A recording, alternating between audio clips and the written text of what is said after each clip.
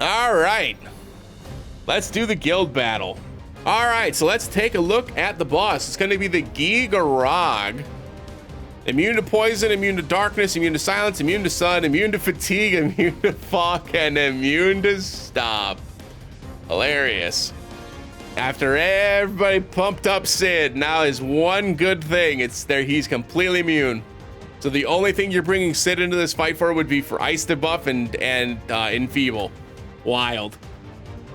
Wild. Yeah, provoke is useful. Yeah, trying to get you to pull for Glenn, right? So he uses powerful physical and magic abilities, uses Curse of the Gi to inflict a physical attack down, magic attack down, Dread, which is one of the scenarios, by the way, that depletes the command gauge.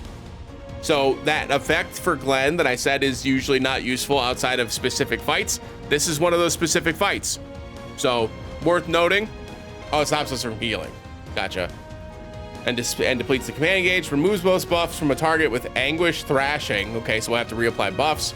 Greatly depletes the command gauge of all targets with Soul Ache Fire, and then provoke is useful to protect allies as the enemy has powerful single target attacks. So we're gonna do the same thing we always do with these. We're gonna delete all of our teams. We're gonna build from scratch and go from there. It did say that Sephiroth and Red 13 were featured, which I should have very, very good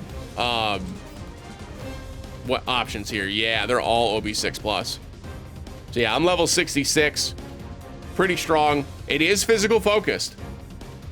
Okay, there you go. That's the gear tells you right there. It's physical focused. So as always, make sure that you've got all of your Sephiroth and Red 13 weapons as upgraded as possible. Like I've said in the past, you don't need to upgrade these to level 120 if you don't want to. If you've got it at, there you go. You can see the difference right there.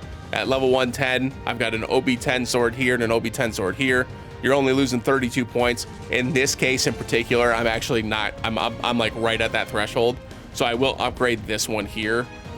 Just get this up to 80, and that should do it to get me past to the next threshold. Which thankfully this is a lot faster now, so everybody should be able to do this really, really quick. And then just make sure that you've got this stuff upgraded as best you can. Obviously the gear stuff that's going to be featured is going to be anything that's relatively new, right? So we're talking anniversary outfits, holiday outfits, the limit break banner for Angeal, etc. So back to team composition. Obviously the buff is telling us physical focus because of the physical ability potency. So we're gonna actually be focusing on physical damage here versus magic. There are a couple of physical ice damage dealers in the game that have Arcanums. Yuffie is one of them. Tifa is one of them. Cloud is one of them. Zack is one of them. And now so is Glenn. So that is 5, count them, 5 individual characters that all have ice Arcanums in this game.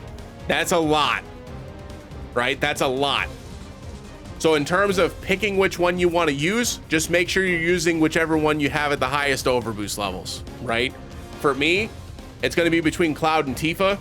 Obviously, Zack is also a really great option because Zack's ice weapon does ice resist down as well, which is great. So while he's doing ice damage, he's going to be decreasing their ice resistances on top of that. So something to keep in mind as well.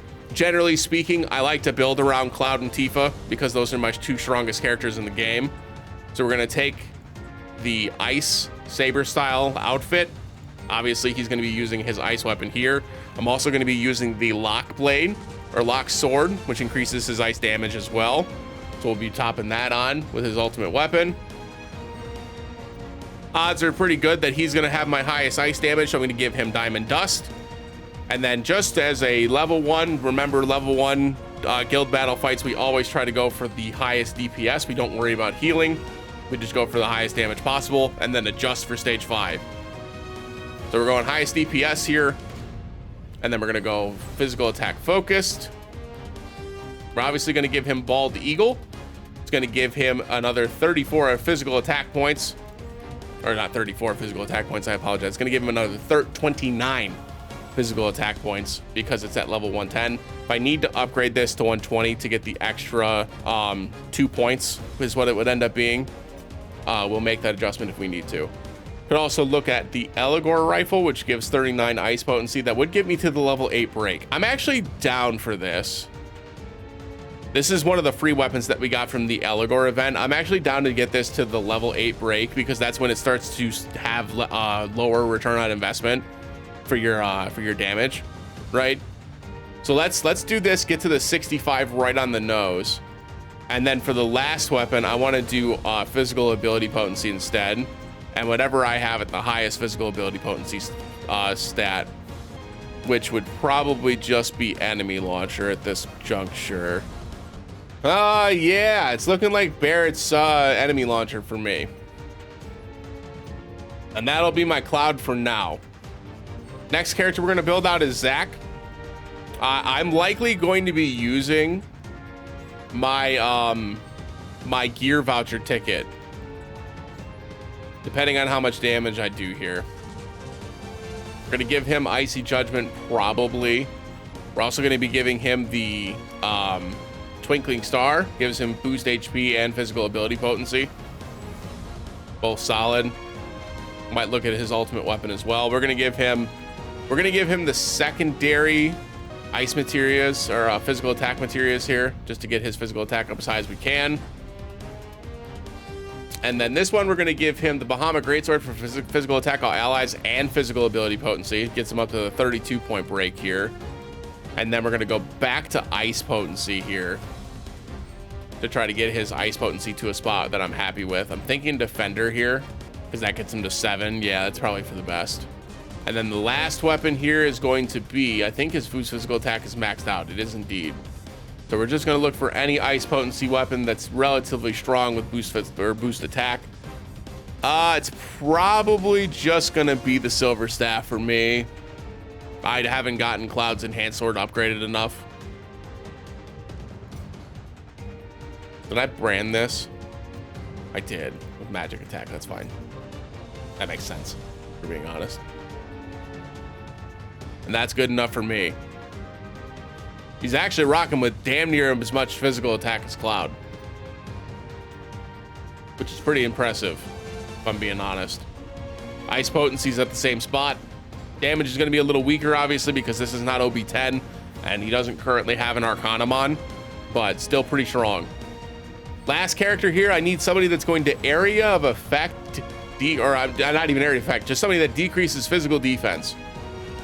Lots of options here that we can choose from, including Zack. Also has the ability to lower physical defense, and his Twinkling Star does do that. But that means that I'm not using ATB on Zack to just do damage. So if I want a defense debuffer, not a lot of options outside of the two that we've already got, right? Both of these guys have physical defense decreasing abilities. Barrett has a physical defense decreasing ability as well. Could use Aerith's Sun Umbrella for -2. That's an option. We also need physical attack up for all allies. So it's going to be Angeal or Aerith here. Yeah, so I think I'm landing on using Aerith. Getting a visual bug. Doing the Kamura outfit. Doing Kamura wand. It's just Sun Umbrella. And do Breath of the Earth. We're gonna do generically good material. Let's just do HP. And then for sub weapons, let's give her a physical attack all allies. This one's fine. And then just boost heal. Here, we'll just do defense all allies. Why not? I don't remember outside of Lucia who all has the command gauge increase stiff, right? Was it Cid? Was Cid's new weapon the one? Cid had a weapon that did the command gauge increase, right? I think that's right. All right, let's run a mock battle here and take a look at this. Is just pure damage, no real strategy going in here. It's just raise attack, lower defense, go from there. So here's my strategy going into this. First and foremost, I think I want to start with Aerith's Night Bloom, and then follow up with Zack's Dual Onslaught, because this will give us a high defense debuff. And then before we do any of the damage stuff, we're going to Spiritual Harmony. We're going to hold all of Cloud's ATB until the ice resist is down.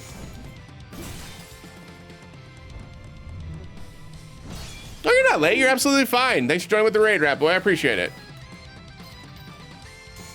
All right. And now we ice resist down. And then just DPS outright.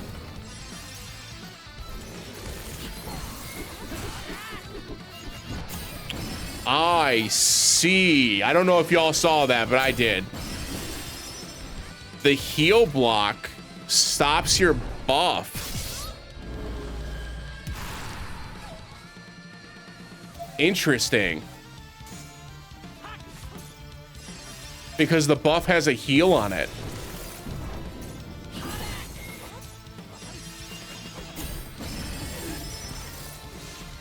So how would you get around that then?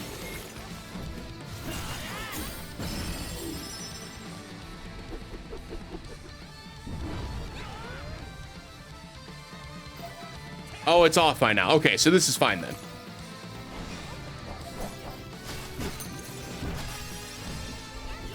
Because by the time it actually dropped off, we were good to go.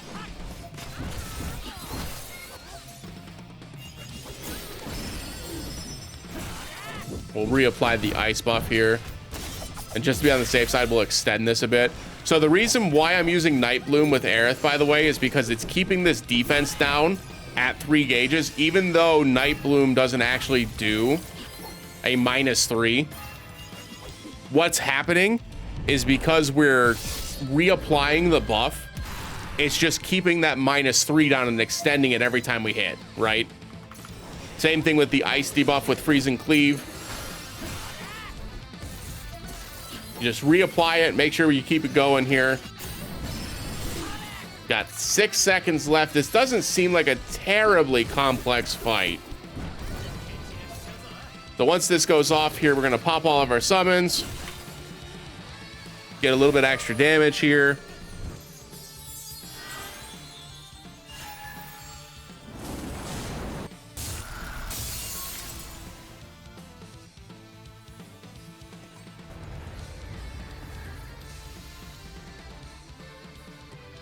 That did almost 8 million damage. Jesus Christ.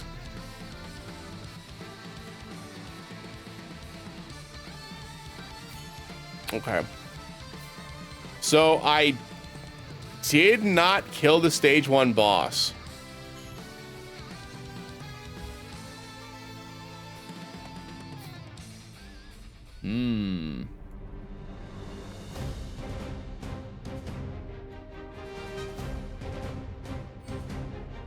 Let's check stage 5. Because the stage 1 boss, the solution to that is bringing somebody that just also does ice damage, right? Let's see what this one does. Same strat though. Night Bloom to open, then Dual Onslaught to put it into high, Slashing Rust to increase ice damage.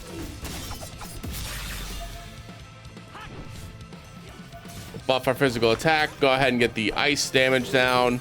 We're gonna pause here and just wait. We'll take the attack. See how much damage this does. See if we actually need to switch into defense mode here. 2,700. Yeah, we probably do. We probably do. So we've got Dread active, which is fine. Go ahead and do Night Bloom. Go ahead and do damage. So we're just DPSing at this point because we can't heal, right?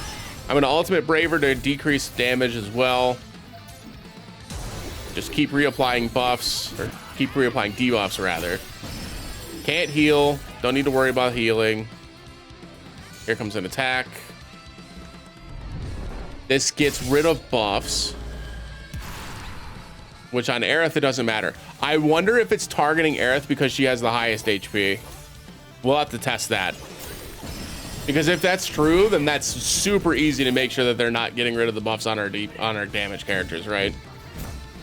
Looks like this healing debuff is lasting a little bit longer here.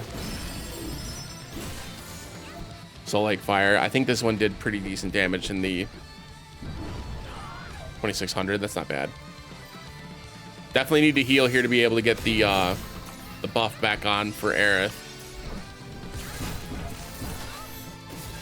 Let's do this. This is where Aerith runs into some problems. Oh, she doesn't have a heal on. That's what my problem is. I'm using Runera. I didn't realize that. My bad. Whoops. So she'll need an actual heal for this fight then, which is fine. Yeah, that's my bad. Okay. I didn't even see that it was attacking here, so Aerith probably dies. Nope. She's too dang strong.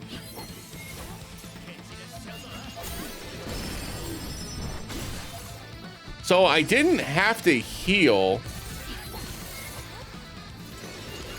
at all, except for her ultimate weapon.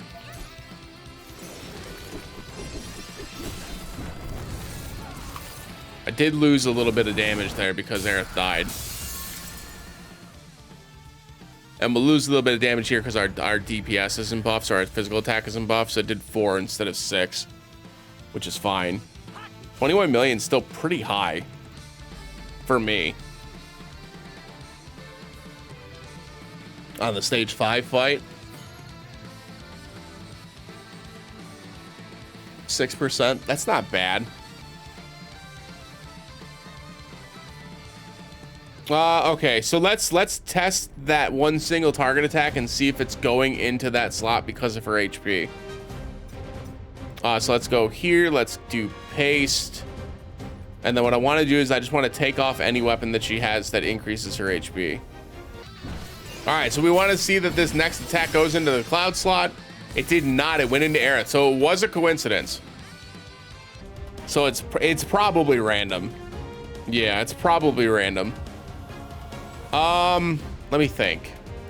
If you have Aerith's ultimate weapon, that makes it easy, right? Because you start with the regen at the beginning of the fight, and that makes it pretty simple because you'll be able to regen back up on that extra 2,700 damage. And if you regen that extra 2,700 damage back up, you don't need, outside of, again, her ultimate weapon heal, you don't really need anything else.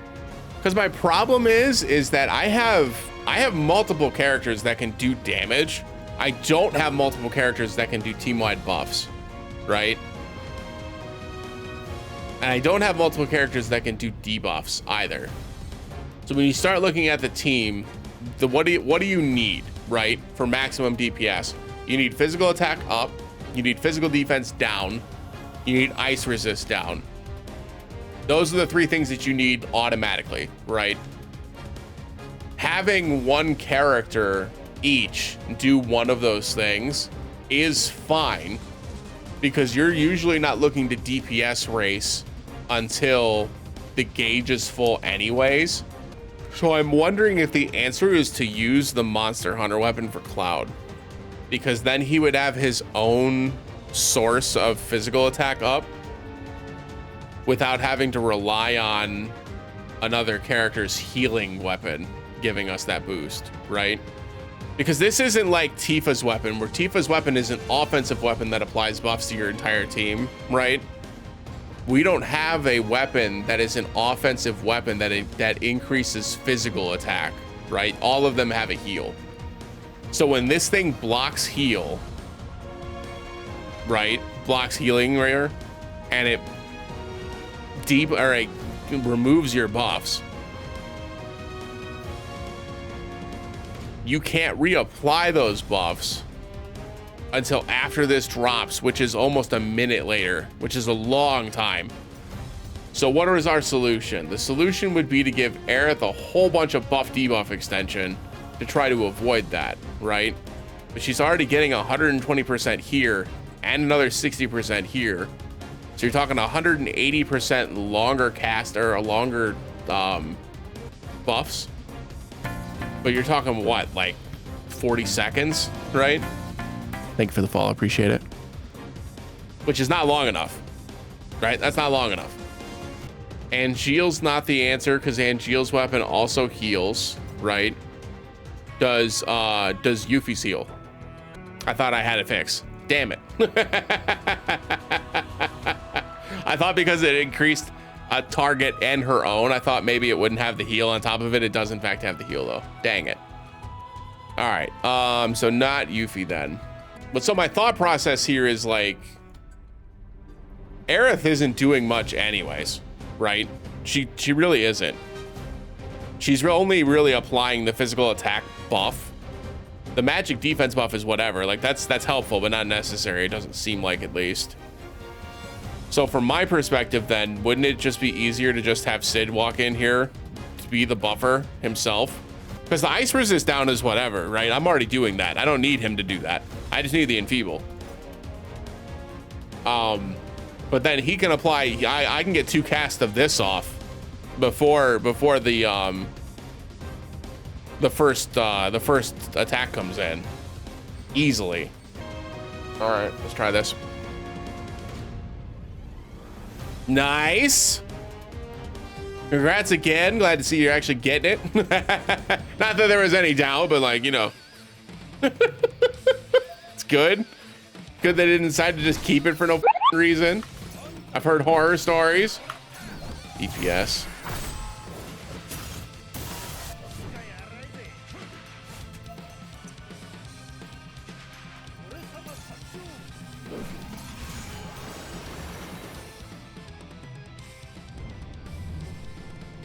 Nah, I wouldn't be nervous about jobs and stuff. All that stuff comes with time.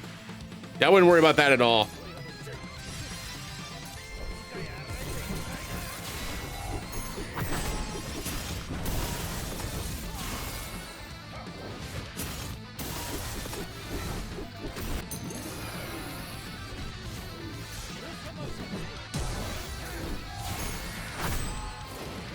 Oh shit, I didn't switch to defense mode.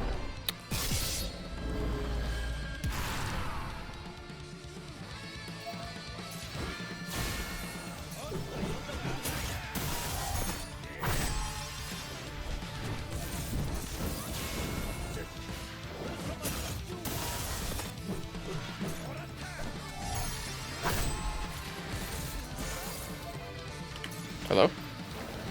For the record, I hit that button like 6 times. They're dead here.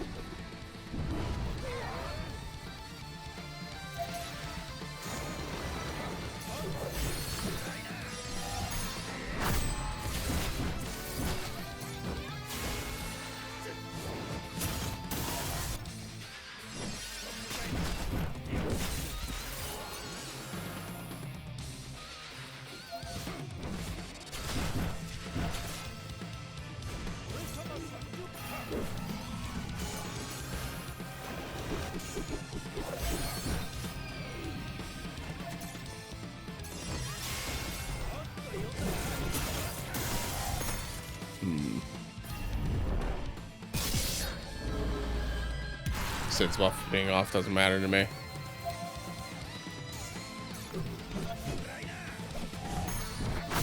Yeah, it's all about learning the audience. It's no different than I don't want to say it's no different than streaming, but like truly it's not. It's just people skills. You'll be fine. You'll be fine. You'll have some hits, you'll have some misses. It's just like everything in life, right? Like as long as you learn from the mistakes that you make, you'll be fine. No defense drop here means we're not getting that much damage down. Not getting good consistent attack wide buffs either. I think the initial team that I had is probably still the best. I like the thought here, and there's something to this, but it requires a little bit of min-maxing that I'm not willing to do. But yeah, see, even with that being inefficient, I still only did 1% less than my other way. That's crazy. Gosh, man. This one's got me good. This is a fun fight. Mostly because the healing is like... The healing is necessary, right? And what this fight is trying to make you do, and I get it, right? The fight is trying to make you use Glenn, make you use Matt, and make you use Cid. Is the three-peat, right? What they're trying to do is they're trying to have you with turn 1, they're having you debuff defense with Glenn. They're having you debuff ice resist with Matt, or raise Glenn's physical attack, which doesn't really matter, but like you're probably doing a debuff with Matt's new weapon. Then you're putting the enfeeble down with Cid, right? Then you're using Cid to increase Glenn's ice damage, because only Glenn is doing ice damage at this point. And because Glenn now has Provoke, when he uses that ice move, he provokes the single target attack that comes through, which means you can quickly rebuff him. I see what they're trying to do. The question is like, how many weapons in the game besides the ultimate weapons? That heal block is what the biggest like kick in the nuts is, because even Glenn's pumpkin lamppost has a heal on it. So this is still blocked with that heal block, but he's got this high defense decrease here that he could use. But you're still running into like the physical attack buff thing. I guess the buff debuff extension with Cid is enough. The problem is you're still gonna get debuffed, right? This has got me good, man. Because there are options, right? Like Tifa's weapon is an option. Lucia's weapon and ultimate weapon is an option, right? Tifa's tornado shot does an area of effect attack and magic attack up. So like, it's a good option in the ultimate weapons to do that. But I was thinking 4-point shuriken that does the self buffs, because this doesn't have a heal. So then we would be using Yuffie's ice attack. And then Lucia's ultimate weapon is a single target high, but this one has a heal, so it gets blocked. All right, so I'm trying to think of all of the physical attack buffing weapons. So the reason why I was thinking Tifa, by the way, there was 2 reasons why I was thinking Tifa. The reason you just saw, which was giving her a heal really quick, that while also allowing her to deal damage, because she has an AoE heal that is only 4 ATB, which wouldn't slow her down too much. She also has the ability to increase her own physical attack without a heal attached. It also debuffs magic attack, which I don't think is super important, but like it does make the enemy do less damage, so that doesn't mean nothing, right? So I like that this has its own physical attack buff, because this is something that she can self-sustain without having to worry about the anti-heal. And then Cloud also has that same thing, right? Where he can decrease defense and also increase his own physical attack. Because now it's not brute forceable, right? Like you have to actually sit back and think about it for a minute. And we have a few days to think about this too. This isn't gonna have to be something that we need to figure out today. And see, even something like this isn't super useful because it's a heal, so it gets blocked. And we have no way to purge that debuff. There's no way to heal that debuff in this game. I mean, Tifa and Cloud are not the only ones who can buff their own attack. Like Zack is capable of buffing his own attack as well. And if you had Zack's ceremonial sword at a high overboost level, like higher than I do, I only have it at OB4. If you have this at a high overboost level and you can get the high increase while also dealing a shit ton of damage with really good R abilities, like this works, right? The ceremonial sword, the same exact way, right? Increases his own physical attack, doesn't require any allies' help. Then his ice weapon does all the debuffing for you, which would make him an excellent support. Then you're not buffing your team's ice damage, but I wonder how much that's actually relevant, right? Because the only one who was buffing his ice damage in the fight that I got the 6% in was Cloud, and he was dealing like 2 million a hit. But how many times is he actually getting to hit in this fight with all the interrupted attacks? Because remember, with the guild battles now, that timer keeps going while animations are playing, right? So as it's using all of these attacks, and it used what, like 4 in this fight? Those animations that you see in the background, they take up time. So you're getting less opportunity to do damage in these fights. So even when we go in with like the best case scenario here, the one thing is like I could hold the buff as long as I can, but it's just gonna eat the debuff anyways. So we Night Bloom to start. We buff ice damage. We debuff the high. We debuff ice resist. We do damage. We hit this as fast as we can. She's not gonna get it off in time.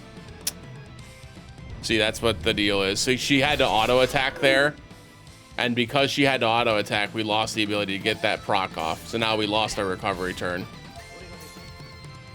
me turn this on auto just to let these guys start popping off a little bit here. Start doing some damage. The good part about this setup in particular is that we're constantly keeping the important debuffs on, because there's no reason for these two, for Aerith and Zack, to use a different attack in these teams. So there's no reason for Aerith to use anything besides Night Bloom here. I'm on auto battle, which is why she didn't there. Like, there's no reason for her to use anything besides Night Bloom until the healing recovery thing comes off. And now we can take auto off, and now here we would use, like, we'll heal after the fight, after the thing pops off here. I feel like I clicked on that like 6 times, but that's fine. Get regen on. Because now it's just dealing damage. Like, it's just a race now. So I guess in that phase there, you're just trying to like reapply your debuffs, and that's pretty much it. I don't think they expect you to do anything else. And maybe I'm overthinking this a bit. Because there's no way to get rid of Dread outside of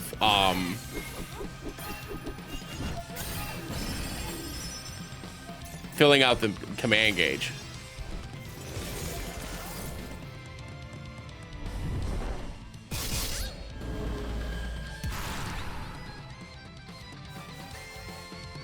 And this is only working for us too when Aerith isn't targeted with the attack, which is also something. Oh, and Zack's actually so low health he doesn't lower ice resist anymore. Interesting. I forgot about that.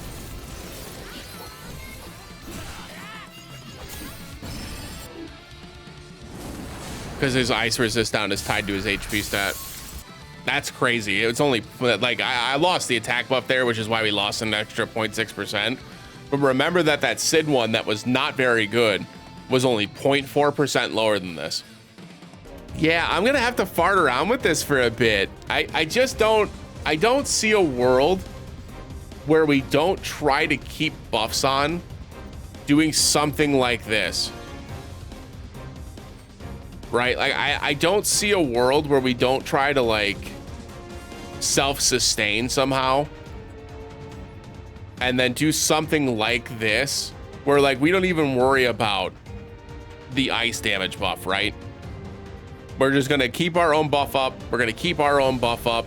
And then I'm just gonna use, instead of Cid, I'm gonna use Zack. Obviously inefficient because certain things didn't go off like they should have. I'll have to clean that up a bit. It's about 4%, yeah. This isn't better. Even if I had cleaned it up, we're talking an extra, like, what? Maybe 0.4, 0.5%. That's not enough. So yeah, that idea is garbage. Well, it's in theory, it's garbage, right? If I had specifically this weapon at OB10, different conversation, right? Because I can get high physical attack increase. And then this at OB6 also does a high increase. So if I had this at OB6, it would be a huge difference. I think this is probably what it's going to end up being. I'm going to fart around with it a little bit more offline, and I'll probably do another video on this too, just with an offline recording. But for now, I'm going to let it sit for a little while. I'm going to think about it for a bit and come back to it in a bit when my brain's a little bit more fresh. But